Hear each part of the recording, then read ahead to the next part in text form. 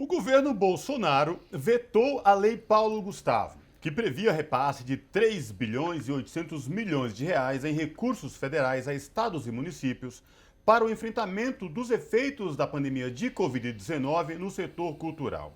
Para falar sobre esse assunto, o Revista Brasil TVT conversa agora com Juca Ferreira, que foi ministro da Cultura nos governos Lula e Dilma. Boa noite, ministro Juca Ferreira. Prazer falar com o senhor. Seja muito bem-vindo. Boa noite para vocês. Muito obrigado pelo convite. Prazer é nosso, ministro. Ministro, vamos falar desse momento tão delicado. O Brasil hoje vive um momento muito delicado. Mas o setor cultural parece que é uma das marcas deste governo que tanto bate, que tanto leva a agressão a artistas, a profissionais das artes, enfim. Ministro, como a gente pode avaliar a cultura vivida nesse país, nesse atual momento do governo de Jair Bolsonaro? A gente tinha uma lei aí criada por congressistas para ajudar os artistas, o meio cultural, mas infelizmente o presidente foi lá e com a canetada vetou. Fala pra gente desse momento, ministro, por favor.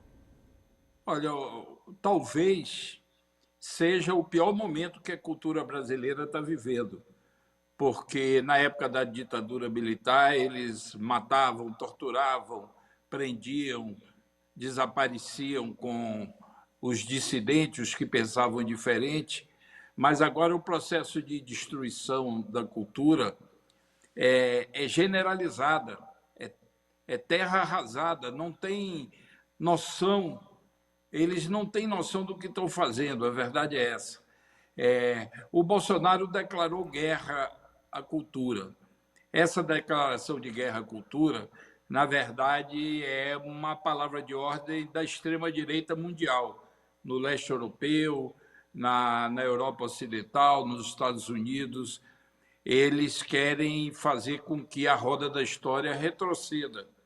Dizem, inclusive, que a intenção deles é retroceder para antes do iluminismo. Essa extrema-direita brasileira, que tem em Bolsonaro seu principal representante, agrega esse reacionarismo, essa visão de fazer com que a roda da história se mexa para trás. Nós temos uma ignorância gigantesca. Eles não fazem um ó com um copo. Então, na verdade, eles estão destruindo completamente tudo que foi construído no Brasil, desde Getúlio, para criar as melhores condições para o desenvolvimento cultural do país. Eles estão atacando tudo. Extinguiram o Ministério da Cultura. Depois de extinguir o Ministério da Cultura, eles tentaram acabar com o IPHAN, que é um órgão de Estado, tem poder de polícia, tem possibilidade de modificar planos de governo ou empresarial, é um órgão respeitado no mundo inteiro. A primeira vez que eu tive contato com o Ministério da Cultura da China, a ministra da Cultura da China mostrou sua admiração pelo IPHAN e pediu ajuda até para eles desenvolverem algumas expertises que eles não tinham, apesar de terem uma cultura milenar. Então, eles tentaram substituir o IPHAN por uma superintendência do patrimônio que não tem nenhuma acumulação, com o interesse de privatizar o patrimônio histórico e cultural brasileiro. Isso não sou eu que estou dizendo, isso é uma evidência que, se vocês quiserem aprofundar, tem condições. Eles estão desmoralizando a Fundação Palmares, conseguiram um negro racista contra os negros, e ele saiu agora para ser candidato, mas é um processo assim de uma crueldade de atacar todas as referências que a cultura brasileira tem, que tem origem na nossa afrodescendência. E estão tentando acabar o cinema brasileiro. Isso é encomenda dos americanos, pode ter certeza disso. Eu, quando era ministro, recebi a visita de 6 senadores americanos que vieram dizer que estavam incomodados com nossa política de audiovisual e cinema. Eu disse, paciência, vocês têm que defender os interesses americanos e nós aqui defendemos os interesses do cinema e do povo brasileiro. Como última alternativa, eles disseram, é possível que a gente tenha acesso a esses recursos do Fundo do Audiovisual. A gente se compromete em fazer os filmes em português. Eu disse, olha, eu gosto da ideia de vocês fazerem filmes em português, mas é muito pouco. Nós não podemos pegar dinheiro do contribuinte brasileiro e beneficiar o cinema americano. Quer dizer, o Fundo Setorial do Audiovisual é para constituir um cinema forte. Só para vocês terem uma ideia, quando o Lula foi eleito pela primeira vez, o Brasil fazia menos de 10 filmes por ano. Hoje está fazendo em torno de 150. A Condecine, que é a maior fonte de recurso de patrocínio desse crescimento do cinema brasileiro, não é nem orçamentário, é uma cota que é cobrada, uma taxa que é cobrada de quem ganha dinheiro com cinema e audiovisual, veiculando, exibindo. E esse dinheiro dá, se não me engano, em torno de não vou arriscar agora que eu estou esquecido, mas é uma soma fantástica. E não é dinheiro orçamentário. Então, para que bulir nesse negócio? Porque eles têm interesse de eliminar todo o sistema criativo que foi desenvolvido no Brasil. Eles estão atacando os artistas, os criadores em geral, abrindo o processo de 15 anos atrás para ver se tem alguma coisa irregular. Então, nós estamos vivendo um momento muito difícil. As duas sinalizações positivas vieram do Congresso. A Câmara de Deputados, quando a Benedita da Silva, deputada do Rio de Janeiro, era a presidenta da Comissão de Cultura, e tinha Jandira, tinha vários outros parlamentares que têm sensibilidade para a questão cultural, eles aprovaram a Lei Aldir Blanc, que é uma lei emergencial, porque muita gente está passando fome no setor. Com a pandemia, não puderam fazer eventos, espetáculos, e essa dificuldade fez com que houvesse uma paralisação generalizada da cultura. Então, o Congresso se sensibilizou, a iniciativa foi da Comissão de Cultura da Câmara, mas foi aprovado quase por unanimidade, só teve um voto contra do presidente desse partido, que se chama Novo, mas, na verdade, é velhíssimo. E agora a Lei Paulo Gustavo, que foi aprovada também quase por unanimidade no Congresso. E foi uma iniciativa do Senado dessa vez. Pois bem, o Bolsonaro vetou. A mim não me surpreendeu, porque é evidente o desinteresse dele pelo desenvolvimento cultural do Brasil, a ignorância. Ele não percebe que cultura é fundamental para a existência da própria nação, para a coesão nacional, para o desenvolvimento, inclusive da economia. Então, é uma iniciativa deles que, se a gente compreende o significado dessa extrema-direita, a gente compreende facilmente qual é a intenção, mas é uma barbárie isso. Isso é a opção pela barbárie, pelo não desenvolvimento cultural do país. Ministro, o senhor enxerga também certo desespero nessas ações do governo Bolsonaro contra a cultura? Eles não conseguem ter apoio na área.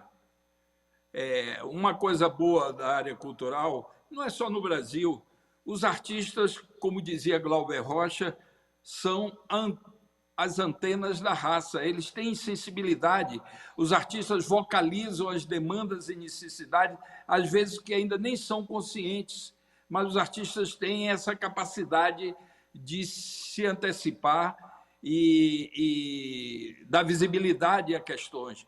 E é normal que os artistas sejam críticos. No mundo inteiro, os artistas são críticos, tratam das mazelas, das dificuldades, das injustiças, das desigualdades. Bolsonaro quer eliminar isso. Ele tem uma intenção. E tem outra coisa que eu me esqueci de dizer. Essa extrema-direita brasileira é contra toda a herança africana. Eles rechaçam radicalmente essa riquíssima contribuição dos africanos que vieram escravizados para o Brasil. Não há possibilidade de pensar o Brasil sem essa contribuição. O Brasil não existe sem isso.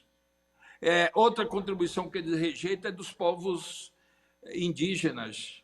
Eles são racistas, eles têm uma dificuldade de compreender da importância para o Brasil dessas contribuições que foram dadas desde o início da formação do país. Aquela convivência ainda sob a égide da escravidão, e Brasil colônia, mas começou um processo de formação cultural do povo brasileiro que acabou se consolidando, e essa formação eles querem fazer uma intervenção. Bolsonaro já disse que quer passar o Brasil a limpo, ou seja, uma espécie de água sanitária para remover uma mancha que seriam as liberdades que a cultura absorve e abriga e essas contribuições africanas e indígenas. Então, é evidente que eles não vão conseguir isso, é evidente que o Brasil é bem maior do que eles, mas eles causam um prejuízo enorme, um retrocesso, perda de tempo.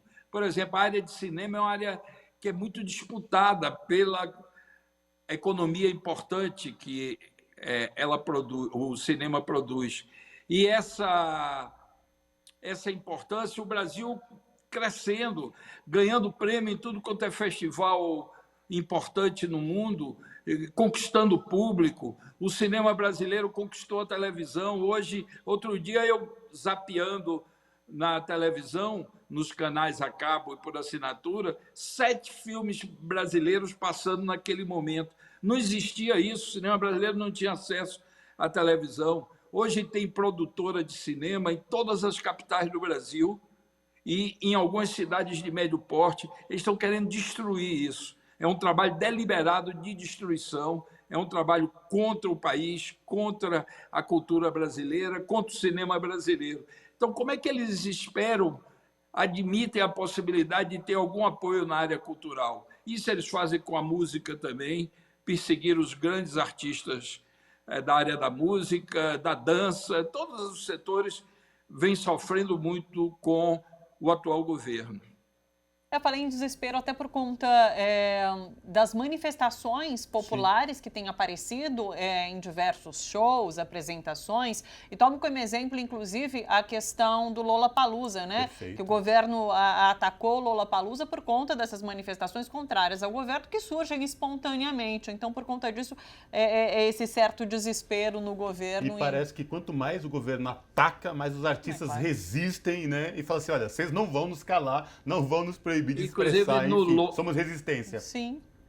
Vocês têm toda a razão de ter levantado isso. No Lollapalooza foi iniciativa do público. A juventude brasileira tem horror. Todas as pesquisas indicam que é o segmento social onde a rejeição a Bolsonaro e seu governo é maior. A juventude quer mudança, que quer um Brasil democrático, um Brasil onde as pessoas se respeitem, onde haja liberdade de expressão. Então, a possibilidade dessa guerra cultural que eles deflagraram dar certo é nenhuma, porque quanto mais eles agridem, mais a reação é mais forte ainda, é mais generalizada. Então, a gente está vivendo um momento que a resistência é grande e a destruição que eles estão fazendo é enorme. Ministro, muito obrigada pela sua disponibilidade de conversar aqui com a gente, viu? Um abraço, até a próxima. Beleza, obrigado a vocês e parabéns aí pelo trabalho. É isso que chamam de comunicação contra-hegemônica? Perfeito. Abraço, ministro. Abraço para vocês.